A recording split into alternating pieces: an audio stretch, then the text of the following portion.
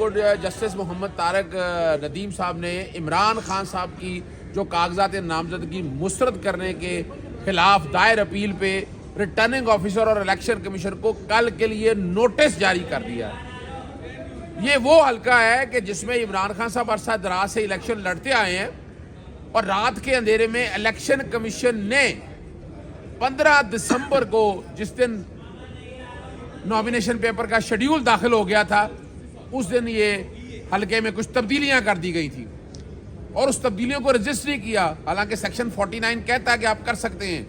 اور اس کے بعد سپریم کورٹ نے جب ریٹرننگ آفیسر والا معاملہ آیا، سارا کچھ روک دیا، اور اسی طرح بلوچستان ہائی کورٹ کے فیصلے بھی آئے تو وہاں بھی سپریم کورٹ نے روک دیا کہ ابھی حلقہ بندیوں کو کوئی نہیں چھیڑنا۔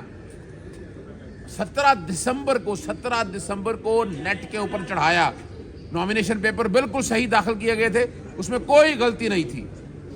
تو یہ جو بدنیتی کی بنیاد پر الیکشن کمیشن نے کیا، یہ معاملہ انشاءاللہ کل کے لیے، کل اتوار ہے معذرت کے ساتھ، لیکن کل چھٹی نہیں ہے، کل باقاعدہ اس پہ بحث ہوگی۔ دوسرا معاملہ آپ کو پتا ہے کہ عمران خان صاحب کو توشہ خانہ میں نااہل کیا گیا۔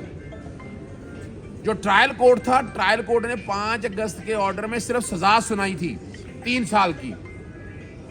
عموماً جب ٹرائل کورٹیں ہوتی ہیں، چاہے وہ نیب کی عدالتیں ہوں، وہ پہلے سزا سناتی ہیں اور ساتھ ہی ساتھ اپنے اس حکم کے اندر نااہلی بھی دے دیتی ہیں۔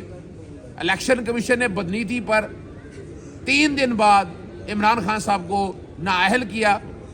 اب اپیل کے وقت تو نااہلی نہیں تھی تو اس میں ترمیم کی گئی، وہ معاملہ اپنی جگہ سپریم کورٹ میں چل رہا ہے، لیکن ریٹرننگ آفیسر کا یہ اختیار نہیں تھا کہ وہ عمران خان صاحب کے توشہ خانہ نااہلی میں کاغذات نامزدگی مسترد کر دے۔ صرف اور صرف ڈر اور خوف ہے کہ عمران خان کو الیکشن نہ لڑنے دیا جائے۔ اب الیکشن التوا کرنے کی تیاریاں چل رہی ہیں۔ کل سینٹ میں اب جو مرضی کہتے رہے پاکستان پی ڈی ایم کی جماعتوں کے انوالومنٹ کی وجہ سے کل سینٹ میں الیکشن ملتوی کرنے کی قرارداد پاس ہوئی۔ اس کا دوسرا ثبوت لے لیں کہ 9 مئی کے حوالے سے کابینہ کی ایک کمیٹی بنا لی گئی ہے۔ یہ وہ چیزیں ثابت کر رہی ہیں کہ الیکشن کو التوا کیا جائے گا۔ پاکستان تحریک انصاف الیکشن کو بالکل التوا نہیں چاہتی، الیکشن وقت پہ ہوں گے انشاءاللہ العزیز۔ اتنی مشکل اور نامساعد حالات کے باوجود پاکستان تحریک انصاف الیکشن لڑے گی، میدان میں رہ کر لڑے گی، اور ان کو انشاءاللہ بھاگنے نہیں دے گی۔ اظہر صدیق صاحب، یہ بتائیے گا کہ مریم اورنگزیب کا کہنا ہے کہ تحریک انصاف شور شرابہ کر رہی ہے، ان کو مکمل لیول پلینگ فیلڈ مل رہی ہے، ان کے کوئی نامینیشن پیپر ریجیکٹ نہیں ہو رہے، تو آپ کیوں ایمی شور کر رہے ہیں؟ دیکھیں، یہ عدالتیں اس بات کی گواہ ہیں۔ 2600 نامینیشن پیپر، ذرا سمجھیے گا، 859 سیٹوں کے لیے 2600 نامینیشن پیپر، یعنی کم و بیش ہر سیٹ پہ 3 کے قریب نامینیشن پیپر داخل کیے گئے۔ کون سی لیول پلینگ فیلڈ؟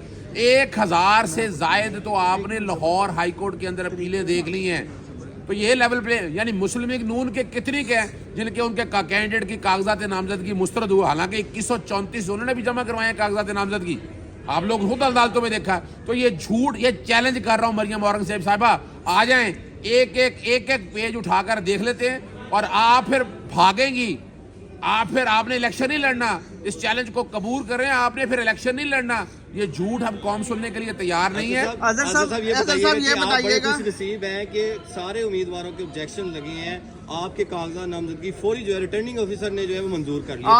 آپ سے خاص محبت کی وجہ کیا ہے؟ اچھا، میں بڑی سمپل سی بات بتاؤں آپ کو، پتا ہے وکلا میں کئی نام بتا سکتا ہوں، سردار لطیف کھوسہ صاحب کے، سلمان اکرم راجہ صاحب کے، بہت سے ہمارے وکلا برادری کے بھائیوں کے کاغذات نامزدگی منظور ہوئے ہیں، لیکن وجہ صرف اتنی سی ہے کہ میں نے ہمیشہ اپنا ریکارڈ بڑا واضح شفاف رکھا ہے۔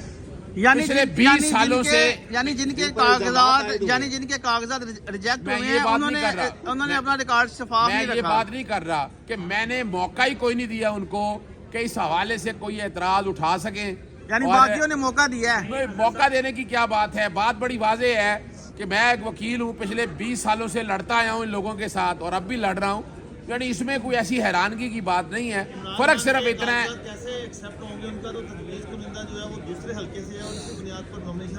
اچھا اس میں آپ کو پتا ہے کہ میں نے ثبوت لگائے ہیں ریکارڈ کے اندر کہ جس سے پتہ چل سکے گا 30 نومبر کو فریزنگ جو ووٹنگ لسٹیں وہ فریز ہو چکی تھی۔